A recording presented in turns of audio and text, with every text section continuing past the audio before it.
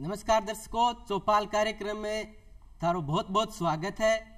और आज आप चर्चा कर शिक्षा के अधिकार कानून पर और डिजिटल इंडिया यानी कैशलेस लेन देन यानी कि बिना नगद के लेन देन के बारे में शिक्षा के अधिकार कानून पर चर्चा करने के वास्ते अपने बीच में मौजूद ही बबीता राजावत मैम।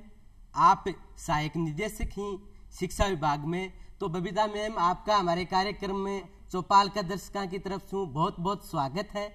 और डिजिटल इंडिया पर कैशलेस लेन देन पर चर्चा के वास्ते मौजूद ही पुष्पेंद्र सिंह बिष्ट साहब।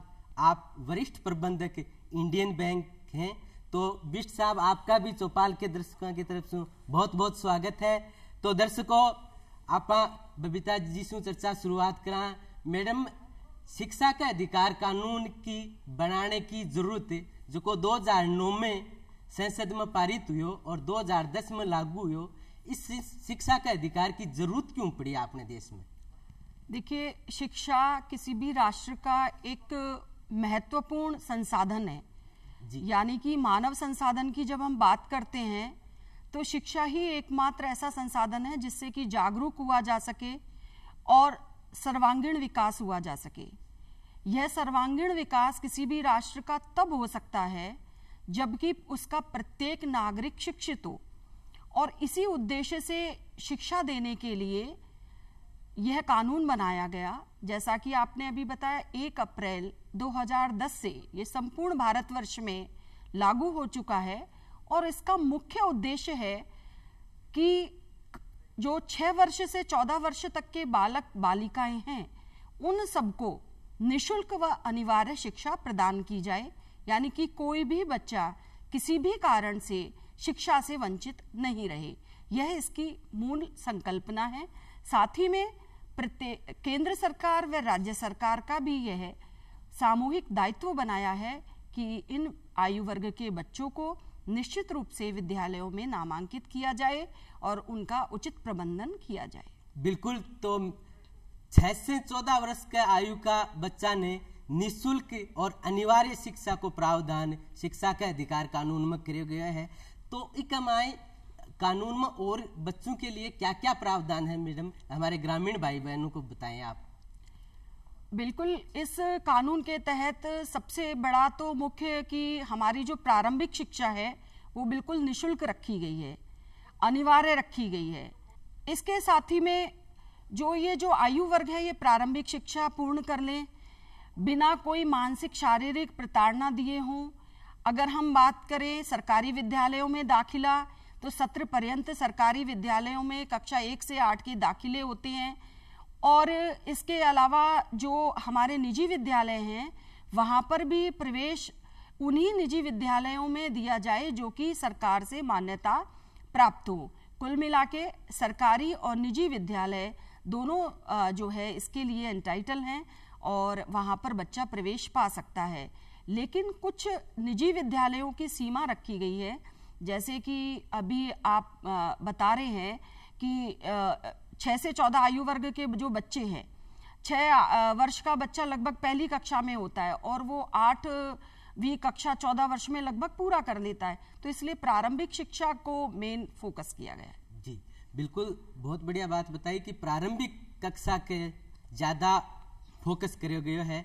अब आप पुष्पेंद्र जी बिष्ट साहब से जानकारी चाहूँ, बातचीत चर्चा आगे बढ़ावा कि डिजिटल बैंकिंग क्या न कहो जाए, यानी कि डिजिटल बैंकिंग क्या चीज़ है सर? डिजिटल बैंकिंग, आज जब आप अपने घर से निकलते हैं, किसी किराने की दुकान पर रुकते हैं, वहाँ आपने कोई सामान लिया, उसका जब आप पेमेंट QR कोड से करते हैं, जब आप किसी पेट्रोल पंप पे अपना पेट्रोल भरवाते हैं, उसका पेमेंट अपने कार्ड से करते हैं, जब आपके किसी रिश्तेदार को रात को 12 बजे पैसे की ज़रूरत पड़ी और आप उसे अपने मोबाइल बैंकिंग के थ्रू पेमेंट करते हैं, जब आप कोई भी ऑनलाइन सामान मंगाते हैं और उसका पेमेंट ऑनलाइन करते हैं, ये सब डिजिटल बैंकिंग के अंदर इंक्लूडेड है। डिजिटल बैंकिंग आज हमारे जीवन में बहुत समाहित हो चुकी है।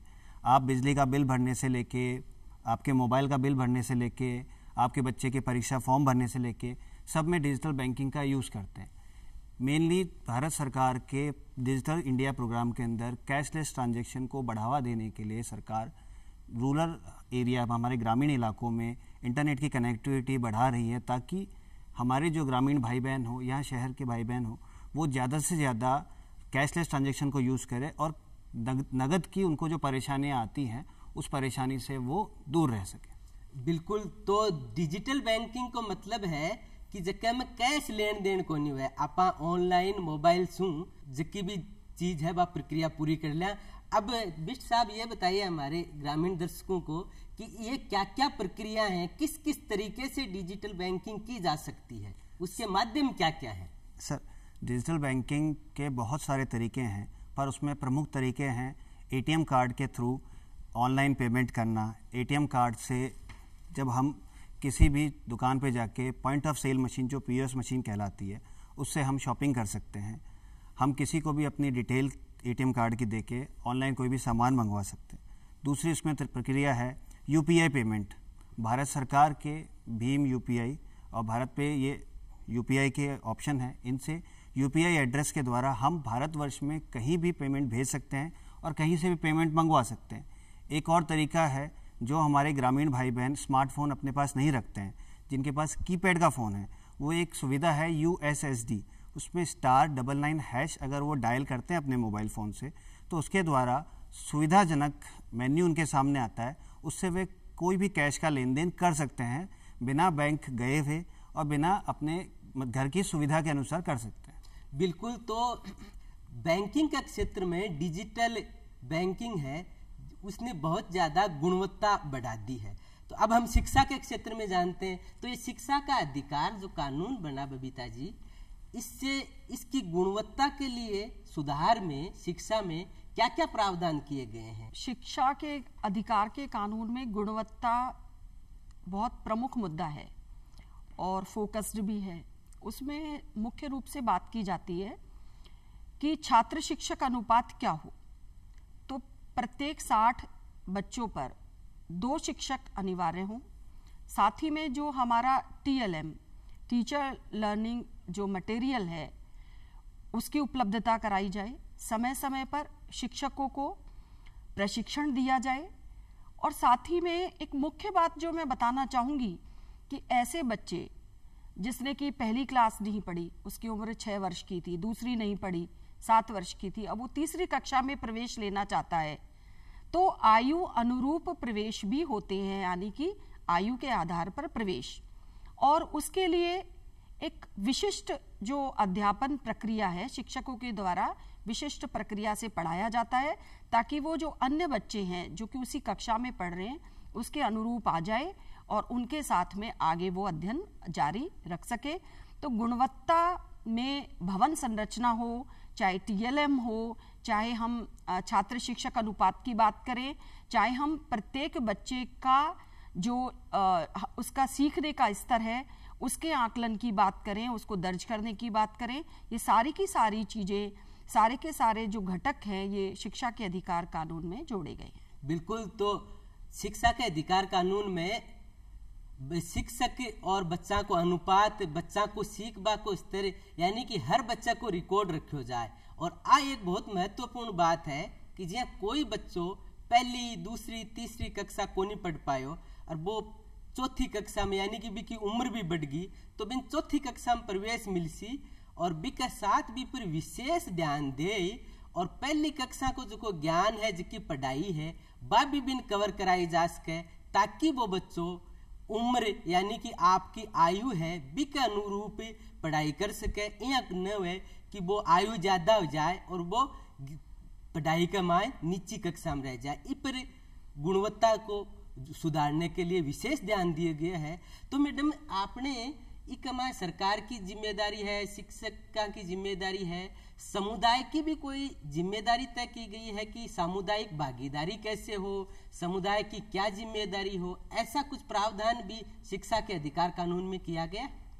बिल्कुल, माता पिता, संरक्षक, अभिभावक, साथ ही में हमारे ग्राम के जो हमारे प्रतिनिधि हैं, ग्राम प्रतिनिधि, ये सब सामूहिक रूप से उत्तरदायी हैं कि प्रत्येक बच्चा विद्यालय में प्रवेशित हो। इसके अलावा अगर हम देखें तो स्कूल मैनेजमेंट कमेटी का भी प्रमुख रोल है और ये प्रतिवर्ष सर्वे भी होते हैं और उसमें बच्चों की संख्या भी आती है कि कितने बच्चे हैं जिनको कि प्रवेशित किया जाना है और किस आयु वर्ग के बच्चे हैं। तो प्रवेश की सामुदायिक जिम्मेदारी है, सामूहिक जिम्मेदारी है और इसको बखूबी इस कानून में परिभाषित भी किया गया है और इसका इम्प्लीमेंटेशन भी हो रहा है। बिल्कुल, तो इसका पूरी तरीके से सामुदायिक जिम्मेदारी भी है, यानी कि आपने समाज की, अपनी शक की जिम्मेदारी है कि आपने आसपास जका बच्चा ही 614 वर्ष वह निःशुल्क और अनिवार्य शिक्षा प्राप्त करें और बाकी गुणवत्तापूर्ण शिक्षा हो। तो आप डिजिटल बैंकिंग के बारे में बात कर रहे हैं। डिजिटल बैंकिंग में का फायदा क्या क्या है, मतलब हमारे ग्रामीण भाइयों को इसके क्या क्या फायदे हो सकते हैं, ये बताएं। सर, अगर आप शहर में देखें तो शहर में कुछ एक जगहों को छोड़ दें तो उसके अलावा 5 से 7 किलोमीटर में बैंक के एक ब्रांच या 1 या 2 एटीएम होते हैं। यही अगर आप शहर गाँव में चले जाएं, गाँव में ये अनुपात 25 से 50 किलोमीटर भी होता है। अगर आपको नकद की ज़रूरत है तो आपको अपना सारा काम छोड़ के बैंक के तय समय में जाना पड़ेगा। डिजिटल बैंकिंग के द्वारा आपकी वो परेशानी ख़त्म होती है। आपको रात को हॉस्पिटल में पेमेंट की ज़रूरत पड़ गई, या तो आप अपने घर में पैसे रखें, उसके लिए बहुत आपको डर रहता है पैसे चोरी ना हो जाएं, कोई और दिक्कत ना हो जाए। आप डिजिटल बैंकिंग के द्वारा हॉस्पिटल में पेमेंट कर सकते हैं। ये सारी परेशानियां ग्रामीण जो हमारे भाई बहन हैं उनको सरकार की डायरेक्ट बेनिफिट ट्रांसफ़र की जो स्कीम है उनका भी बेनिफिट इसमें मिलता है। इसके द्वारा वो बैंकों से जुड़ते हैं। जब वो बैंकों से जुड़ते हैं तो वो बैंकों की सरकार द्वारा चली जा रही बाकी स्कीमों के बारे में भी उनको जानकारी मिलती है। बैंक द्वारा लोन की जो स्कीम चलाई जा रही है वो सब भी वो बैंक से जुड़ने से ही पता कर पाते हैं। इस तरह से डिजिटल बैंकिंग के द्वारा वो बैंकिंग चैनल से ज़्यादा नज़दीक से जुड़ पा रहे हैं। बिल्कुल, एक तो डिजिटल बैंकिंग समय की, श्रम की, ऊर्जा की बचत हुए और ज़्यादा सरकारी योजनाओं जुड़ सके, ये चीज़ तो हुई।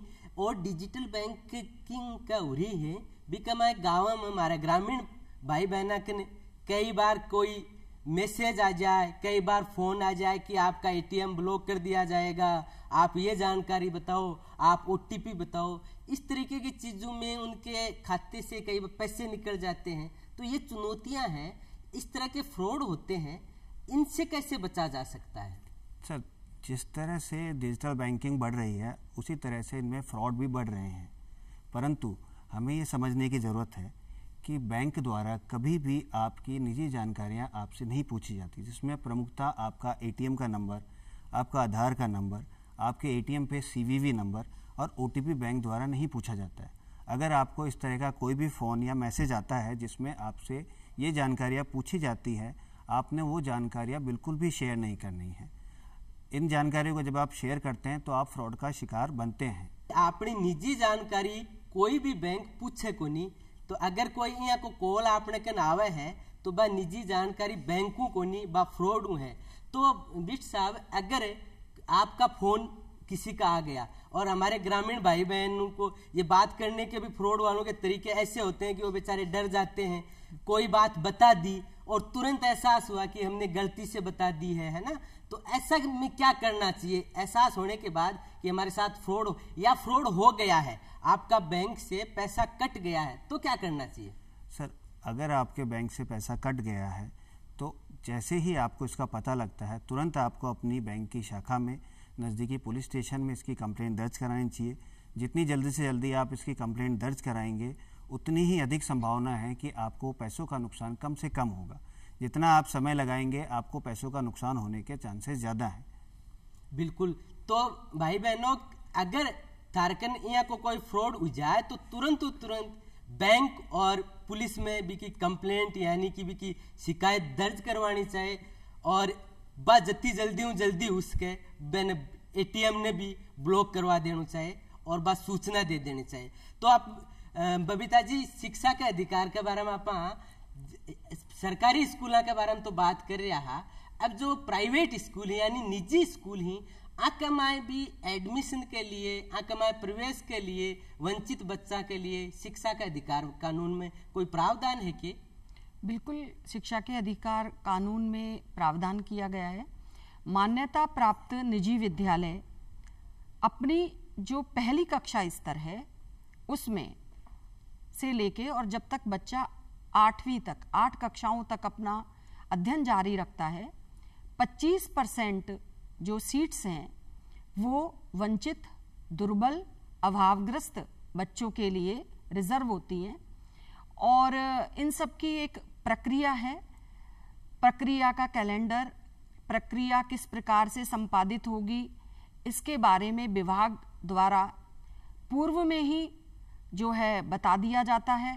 हमारे शिक्षा विभाग के अधिकारी भी इसकी बराबर से प्रबंधन और प्रबोधन करते हैं कि ये जो निजी विद्यालय हैं इनमें ऐसे ही बच्चों का प्रवेश 25% हो जाए जो कि निजी विद्यालय में पढ़ना चाहते हैं।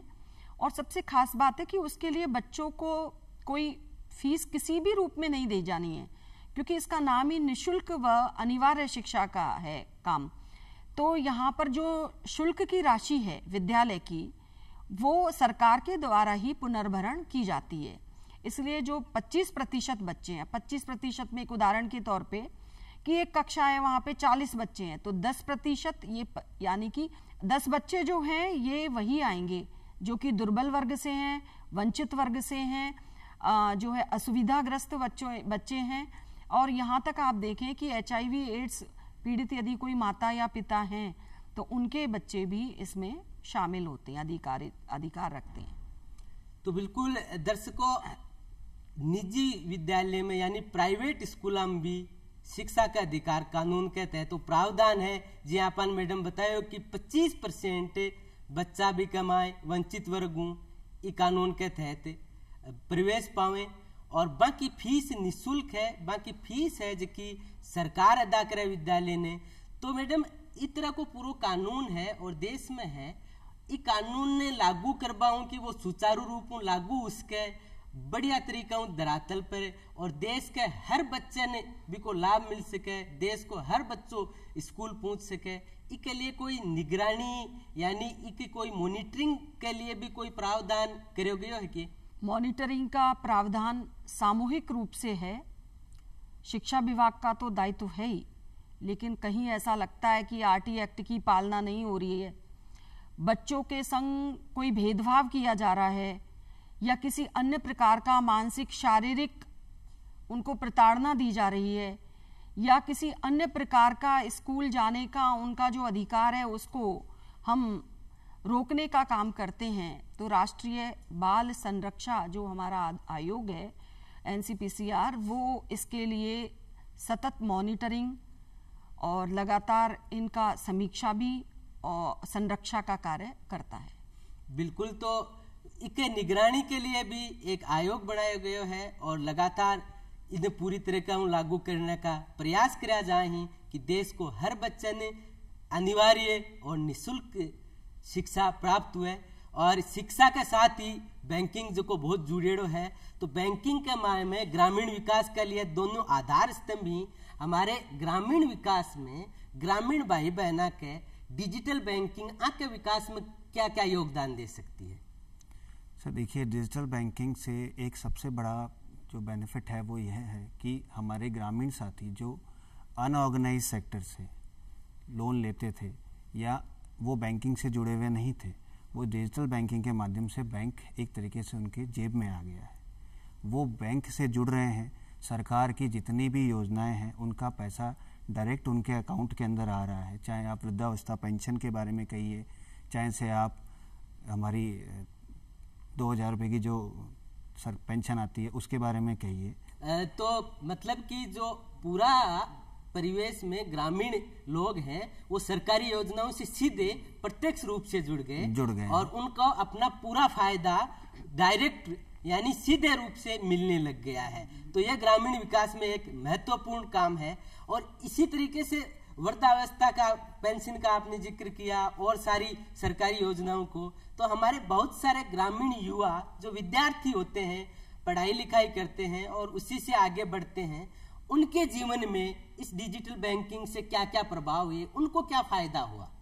सर विद्यार्थियों की जो छात्रवृत्ति है वो उनके अकाउंट में डायरेक्टली आती है। उसके अलावा वो जो भी कोई ऑनलाइन कोर्सेज, अगर आज कोरोना के समय में हमारे विद्यार्थी कहीं अपने घर से बाहर नहीं जा पाए, ऑनलाइन पढ़ाई जब उनको करनी पड़ी, तो उस ऑनलाइन पढ़ाई का पेमेंट वो डिजिटल बैंकिंग से कर पाए। उसके द्वारा उनके जीवन में पढ़ाई एक जो मूल उनका आधार है वो हट नहीं सका। डिजिटल बैंकिंग से वो उसका पेमेंट करके और उसको यूज़ कर पा रहे हैं। बैंकिंग से वो बचपन से जुड़ रहे हैं, तो उनमें बचत की भावना आएगी और आगे वो इसको अपने अंदर इनकलकेट कर पाएंगे। बिल्कुल, उनको अभ्यास होगा बैंकिंग का और बचत का अभ्यास होगा, तो अपनी पढ़ाई में समय बचेगा जो अपने ध्यान से पढ़ने में लगाएंगे। और जो लंबी लंबी लाइनों में फार्म भरने के लिए परीक्षा फार्म, उनसे वो सारी चीजें, उनकी श्रम ऊर्जा बचेगी, वो ताजगी से, वो ज्यादा ऊर्जा से अपनी पढ़ाई पे ध्यान केंद्रित करेंगे। इसी तरीके से शिक्षा के क्षेत्र में ये बहुत अच्छी योजना है मैडम। इससे पूरी दुनिया में शिक्षा का अधिकार कानून एक महत्वपूर्ण योजना है।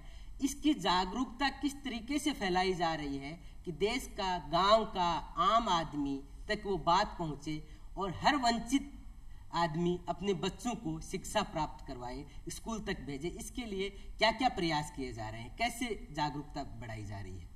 शिक्षा विभाग खुद, इसके अलावा शिक्षा विभाग के नॉमिनी के रूप में हमारे जहाँ जहाँ विद्यालय हैं, उन विद्यालयों में जब भी ग्रामीण आते हैं, चाहे वो पेरेंट टीचर मीटिंग के माध्यम से आते हैं, एसएमसी में भाग लेने के लिए आते हैं, विद्यालयों में जब भी कार्यक्रम होते हैं तब आते हैं, और समय समय पर जो भी गतिविधियां होती हैं उनको जो है शिक्षक बंधु हमारे जो हैं बच्चों के संग शेयर करते हैं और बताया जाता है, बच्चों को पता चल जाता है कि भाई अब हमारे यहाँ पर इस तरीके का शिक्षा के अधिकार में प्राइवेट स्कूल में एडमिशन हो रहा है, ये कैलेंडर है, कब से लेके कब तक हमें आवेदन करना है, क्या क्या दस्तावेज हमको लगाने पड़ेंगे, ऑनलाइन आवेदन हम किस प्रकार से करेंगे।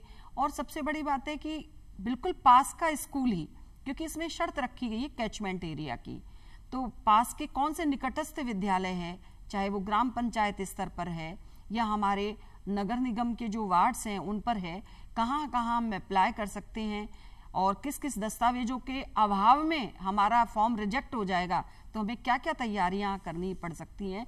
तो ये सब भी जागरूकता हमारे जो निकटस्थ विद्यालय हैं उन सबसे भी प्राप्त की जाती है। एक जागरूक आम नागरिक होने के नाते मैं सभी से ये दरख्वास्त करूंगी कि हम आसपास में जो भी हमारे विद्यालय हैं उनमें ज़्यादा से ज़्यादा हम लोग जावें, उनको देखें और वहाँ से हम लोगों को समय समय पे जो हमारे जो देश की सरकारों के द्वारा जो कल्याणकारी कार्यक्रम हैं वो जो बनाए जा रहे हैं शिक्षा से रिलेटेड, उनको भी जो है पता लगाएं। भाई बहनों, शिक्षा का अधिकार कानून में जागरूकता के लिए विद्यालय को बहुत महत्वपूर्ण स्थान है और भी स्थान में स्कूल हमेशा जागरूकता फैलाए है। और इसी तरीके से हर नागरिक की भी जिम्मेदारी बनती है कि वो अपने आसपास के क्षेत्र में जागरूकता फैलाए। आज की बहुत बढ़िया चर्चा हुई और इस चर्चा में बबीता राजावत मैम और पुष्पेंद्र जी पधारे। आपका मैडम बहुत बहुत धन्यवाद और बिष्ट साहब आपका भी बहुत बहुत धन्यवाद। आपने डिजिटल इंडिया के बारे में अति सुंदर बात बताई और आशा करा हाँ कि दर्शकों थाने ओ प्रोग्राम बिल्कुल पसंद आयो हुलो और राम राम साथ।